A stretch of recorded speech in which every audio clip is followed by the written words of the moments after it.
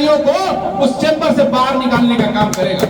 ये जो online survey का नौटंकी किया जा रहा है, भाई भाई को लड़ाया जा रहा है और कर्जा काट काट के ब्लॉक में कर्मचारियों को देने का जो काम हो रहा है, इसके खिलाफ लड़ाई होनी चाहिए। अब मुख्यमंत्री कौन बनेगा ये फैसला ढाका की जनता छोड़ दे। इस बार कौन सा जाति जीतेगा ये बात छोड़ दीजिए, कौन सा धर्म वाला जीतेगा ये छोड़ दीजिए। इस बार निर्णय ये लीजिए कि जो हमारे बच्चों की रोजगार की बात करेगा हम उसके साथ रहेंगे। हम जीतेंगे ढाका, हम लड़ेंगे ढाका के लिए।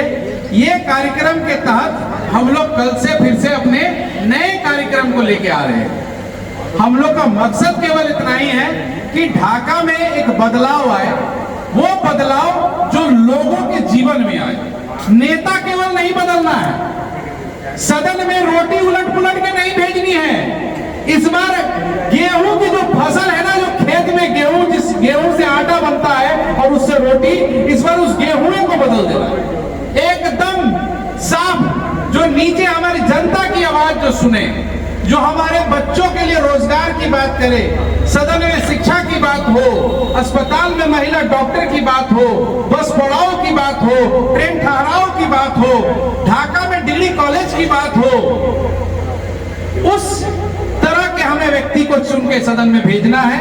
और आज सर्वसम्मति से ये बात हुआ है कि हमें आने वाले चुनाव में राष्ट्रीय पार्टी के तरफ से, जो आप सभी जानते हैं, अगर हमें सैंपल प्राप्त होता है तो हम लोग पूरी जोर शोर से, क्योंकि सैंपल आज तो मिलना नहीं है, सैंपल आने में भी 2-3 महीने लगेंगे, लेकिन हमारी तैयारी जमीनी स्तर पर जो पिछले 5 महीने से हो रही थी, उसका पहला फेज आज कंप्लीट हुआ है, उसकी चर्चा हुई है और अगला फेज जो 1 जून से शुरू किया जा रहा है, उसके ऊपर दिशा निर्देश तय किया गया है। आपके कोई सवाल हो तो आप पूछिए।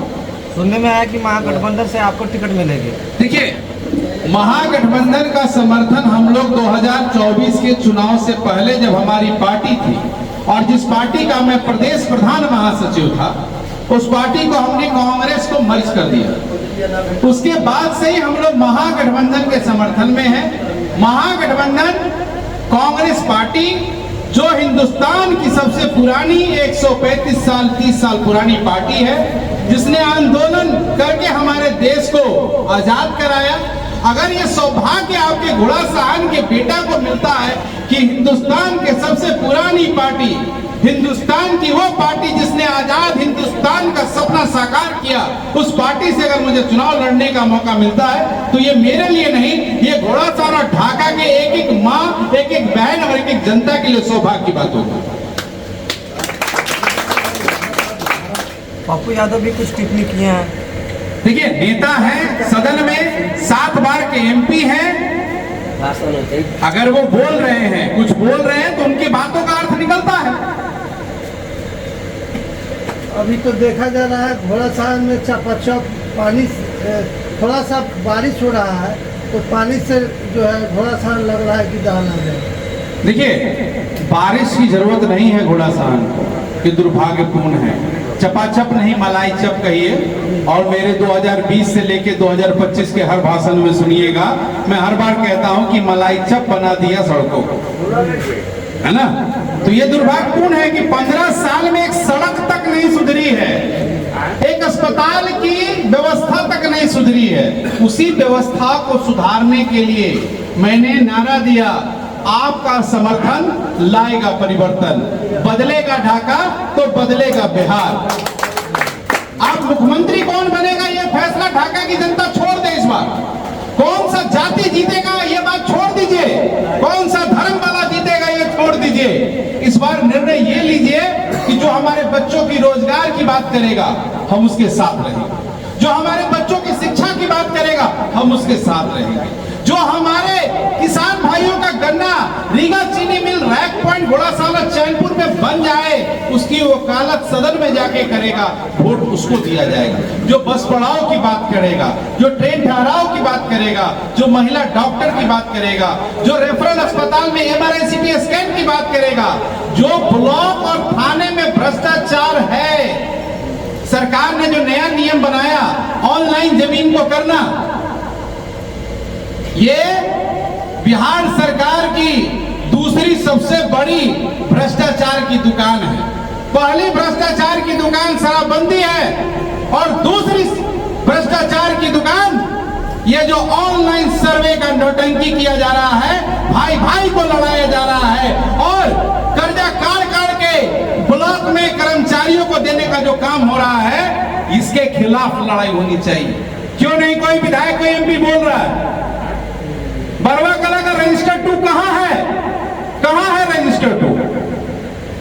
बताइए, पूछिए आप लोग मीडिया के लोग हैं, कल सीओ साहब से पूछिए कि अभिजीत सिंह ने आपको फोन किया था कि नहीं किया था। यहाँ सरपंच साहब बैठे हैं, सुनने में तो यहां तक आया है कि चैम्बर से कुर्सी तक गायब कर दी गई है अधिकारियों की, कि जनप्रतिनिधि आएंगे तो खड़े रहेंगे। अरे जनप्रतिनिधि को बात छोड़िए, अगर घोड़ासान का एक गरीब फटे हुए गंजी में भी जाता है, उसे बैठने की जगह नहीं दी जाएगी, तो ये अभिजीत सिंह वैसे वैसे अधिकारियों को उस चैम्बर से बाहर निकालने का काम करेगा, याद रखिएगा।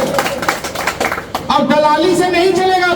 घोड़ासान ढाका ब्लॉक या घोड़ासान चैनपुर और पचपकड़ी और झरोखा थाना, अगर आपको काम करने की नीयत नहीं है तो ट्रांसफर ले लीजिए। 4 महीना और बचा हनीमून पीरियड का आपका, उसके बाद आपका हैप्पी बर्थडे निश्चित है। एक बार परिवर्तन आएगा, ये निश्चित है। और जहां तक बात है भ्रष्टाचार की, मैं उन लोगों से भी अपील करना चाहता हूं, क्योंकि भ्रष्टाचार एक हाथ से नहीं होता है मेरे भाई। आपसे अगर पैसा मांगा जा रहा है, आप पैसा मत दीजिए, उसका वीडियो बनाइए। अगर आप सक्षम नहीं हैं, आप मेरे पास आइए, मैं आपकी बैसाखी नहीं, मैं आपकी लाठी बन के उसके ऊपर टूटूंगा। विश्वास कीजिए, जिस दिन आप मेरे पास आएंगे और लिखित रूप से आएंगे कि मैंने आवेदन दिया है और ब्लॉक या थाना मेरी बात नहीं सुन रहा है, ये अभिजीत सिंह उस दिन ब्लॉक या थाने की गेट पर धरने पर जरूर बैठ जाएगा। लेकिन अगर सिर्फ आप ऐसे ही बोल बच्चन करके आइएगा तब नहीं चलेगा। आप लिखित तौर पे आइए कि हमने एक दरखास्त दिया अपने जमीन का रजिस्टर 2 में चढ़ाने के लिए या ऑनलाइन चढ़ाने के लिए या जमाबंदी बनाने के लिए, लेकिन अभी तक कोई कार्रवाई नहीं हुई है। आप निश्चिंत रहिए, जरूरत पड़ेगा तो मैं जिला मुख्यालय डीएम तक जाऊंगा, क्योंकि मैं एक बात अच्छे से जानता हूं कि कलम की इंक में बहुत ताकत है। भीमराव अम्बेडकर साहब ने भी कहा है कि शिक्षा शेरनी का दूध है, और उसी दूध को पी के अभिजीत सिंह आज आपके लिए लड़ने के लिए खड़ा है। भ्रष्टाचार को रोकना है, लेकिन कौन रोकेगा? सिर्फ अभिजीत सिंह धरना देगा उससे रुक जाएगा क्या? नहीं, आप सब मिलकर रोकिएगा। आप दरखास्त दीजिए, आपसे पैसा मांगा जा रहा है, आप मेरे पास आइए, हम सब मिलकर चलेंगे। आप वहां पैसे मत दीजिए। फिर देखिए नेताजी, रेलवे ढाला रोड को एनओसी मिले 2 साल हो गया करीब। देखिए, रेलवे ढाला रोड हो, चाहे चिरैया पुरनहिया चिरैया भेलवा रोड हो, हम लोग मेरी बात सुनिए ना सर, चाहे अंबेडकर चौक से चैनपुर की सड़क हो, चाहे बिरता चौक से मिडिल स्कूल होते हुए सड़क हो, चाहे महुआही जाती हुई सड़क हो, चाहे झुआराम से चैनपुर जाने वाली सड़क हो, चाहे किसी भी ढाका के किसी भी पंचायत से पंचायत या प्रखंड मुख्यालय आने वाली सड़क की स्थिति बहुत ही खराब है। 15 साल में केवल और केवल मोटरेबल के नाम पे लूट है और कुछ नहीं है। जब हर साल 20% आपको मेंटेनेंस का मिलता है, वो पैसा कहां जाता है? वो अलकतरा कहां जाता है? इस पर पूछने वाला कोई नहीं है, क्योंकि खाने वाले सब हैं, सबको अपना पेट भरना है। तो हमें इसी बात की तो लड़ाई लड़नी है। आपने 2 साल पहले या 2.5 साल हो गए भाई साहब, घोड़ासान रोड को, जो घोड़ासान ढाला रोड है, उसको 2.5 साल हो गया, और अभी अंडर बाईपास की बात हो रही है। मैंने कहा कि वहां यू शेप में कर्पूरी चौक से अंबेडकर चौक तक फ्लाईओवर बनाया जाए। आप जानते हैं अंडर बाईपास होगा, अगर होने का होगा तो आप देखिए उसकी लंबाई चौड़ाई और उसका हाइट देखिए, रेलवे लाइन का वो कितना, उसमें ट्रक निकल जाएगा? अंडर बाईपास होगा तो ट्रक के लिए तो नहीं, ट्रक निकल जाएगा। ट्रक के लिए आप आगे रोड दे रहे हैं। मुझे ये बताइए, जब बाजार में हमारे दुकानदारों का ट्रक कैसे आएगा? वो श्रीपुर गांव होके घूम के आएगा, वो बिरता चौक घूम के आएगा। तो हम क्यों नहीं अम्बेडकर चौक से जो रेल की जमीन है, अम्बेडकर चौक से कर्पूरी चौक तक हम यू शेप में एक फ्लाईओवर बना दें, हम अंडर बाईपास बनाएंगे। यहाँ तो रोड का भ्रष्टाचार चढ़ जा रहा है, रोड तो चपचप है और अंडर बाईपास में पानी भरेगा तब क्या निकालेगा, तब क्या निकालेगा। आपको पता है अंडर बाईपास बन जाएगा तो गुमती बंद हो जाएगा, और गुमती बंद हो जाएगा तो उसके बाद नीचे पानी रहेगा, ऊपर रेल का गुमती बंद रहेगा। अब हमको बताइए इस पार से उस पार कैसे जाइएगा। पूछिए उस बुद्धिमान आदमी से, यहाँ के प्रतिनिधि से, क्या समाधान है कोई उनके पास। बस के पड़ाव का क्या हुआ उनसे पूछिए। अभी कुछ दिन पहले जो है वही बस स्टैंड में ई रिक्शा चालक वालों ने हंगामा किया था, जबकि वो पैसा देता है टैक्स के रूप में, लेकिन उसको जगह अस्थायी नहीं मिलता है, जिसके वजह से वो पहली बात ये है कि सड़क जाम किया था। घोड़ा साहन में रेलवे की जमीन में पूरी तरीके से अवैध वसूली होती है, अवैध वसूली होती है। घोड़ा साहन स्टेशन के सामने टैक्सी स्टैंड के नाम पे घोड़ा साहन के दाहिने और बाएं जितना भी रेल का जमीन है, जितने भी दुकानदार हैं, टेम्पू वाले हैं, उन सबों से अवैध वसूली होती है। और अवैध वसूली के कारण अभी पीछे कुछ गरीब दुकानदार का घर भी जला दिया गया, दुकान भी जला दिया गया।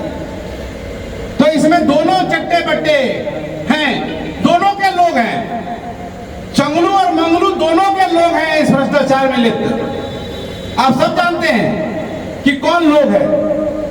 अरे एक तरकारी बेचने वाले से, जो टोकरी में तरकारी बेचता है, जो बाजार से कोई अगर कोई अगर लौखान से आके तरकारी बेच रहा है, उससे भी आप 20 रुपया ले रहे हैं रेल की जमीन में।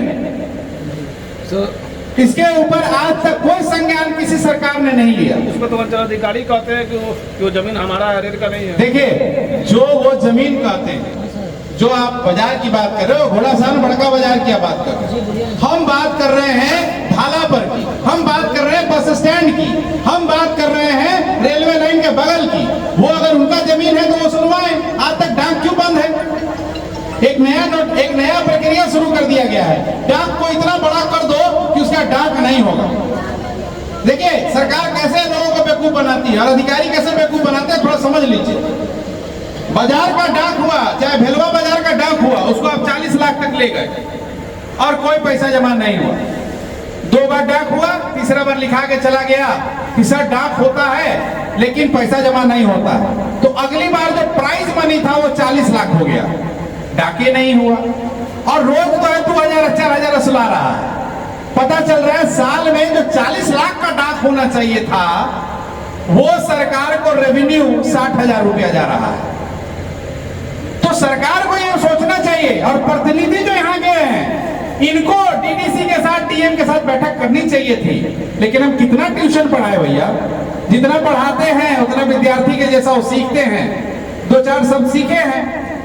इस संबंध में तो अंचल अधिकारी से भी बात हुई थी, तो वो बोले थे, मेरी बात समझिए, अंचल अधिकारी क्या करेंगे? अंचल अधिकारी लिख के भेजेंगे, वो बोले कि डीएम का स्तर का भी नहीं, ऊपर का स्तर का चीजें है। मेरी बात समझिए ना सर, अगर सब काम अगर सीओ साहब और बीडीओ साहब कर दें तो विधायक जी और एमपी जी का क्या जरूरी है भैया, मुखिया जी का क्या जरूरी है? जनप्रतिनिधि और अधिकारी में क्या अंतर है? अगर अधिकारी सब काम कर लेगा, अधिकारी सभी काम कर लें, सारे निर्णय ले लें, तो फिर जनप्रतिनिधि की क्या जरूरत है? तो जनप्रतिनिधि हमारा कहाँ है? अगर भेलवा बाजार की वसूली नहीं हो रही, घोड़ा साहन बाजार की वसूली नहीं हो रही है, रेल में टैक्सी स्टैंड की जगह पर आप बस स्टैंड तक का पैसा उठा रहे हो, अम्बेडकर चौक तक का पैसा उठा रहे हो, इस पर प्रतिनिधि का कोई रूपरेखा क्यों नहीं आता है? कोई कमेंट क्यों नहीं आता है? प्रतिनिधि किस बात के लिए? कोई भी विधायक एमपी क्यों बनता है? सदन में बात रखने के लिए। ना आप स्कूल की बात करते हो, आईटीआई कॉलेज बना भेलवा में, क्या वो बच्चा का नौकरी लगा भैया? स्थानीय लोगों का नियम है कि नहीं? पूछिए जरा। और नहीं अगर उनको पता है तो हम भेज देते हैं, हमको व्हाट्सएप कीजिएगा, उनसे पूछ के हम उनके नंबर पर डायरेक्ट भेज देंगे कि किस अनुच्छेद के तहत जब आप लोकल जमीन पर, किसी भी लोकल जमीन पर जब कोई सरकारी संस्थान बनती है तो वहां के लोगों को 20 से 25% नौकरी देनी होती है योग्यता के हिसाब से। हम ये नहीं कहते हैं कि आप किसी को हाथ पकड़ के नौकरी दे दीजिए। क्या घोड़ा साहब में कोई प्यून की नौकरी लायक भी नहीं है? क्या भेलवा में कोई चपरासी का भी नौकरी करने लायक नहीं है? ITI कॉलेज में कहां से भर्ती हो गई, कैसे भर्ती हो गई? 200 से ज्यादा भर्तियां घोड़ासाहन ढाका में हुई है, पता है? पता है? नहीं पता है आप लोगों को? चुपचाप गुप चुप। अरे जो एगो है हमारे पूर्व विधायक जो बोलेंगे नहीं, भरोसे इस बात के रहेंगे कि महागठबंधन से सिंबल मिलेगा, फलना जाति के हम हैं, चुनाव जीत जाएंगे। अरे भैया बोलो ना, प्रतिनिधि के लायक बनो ना, फिर तुमको सिंबल मिलेगा। 5 साल तो जीत के रहे, क्या कर लिए? चुनाव जीतना, अगर सिर्फ चुनाव जीतना है और विधायक जी कहलाना है और खाली नोट कमाना है तो कोई बात ही नहीं है।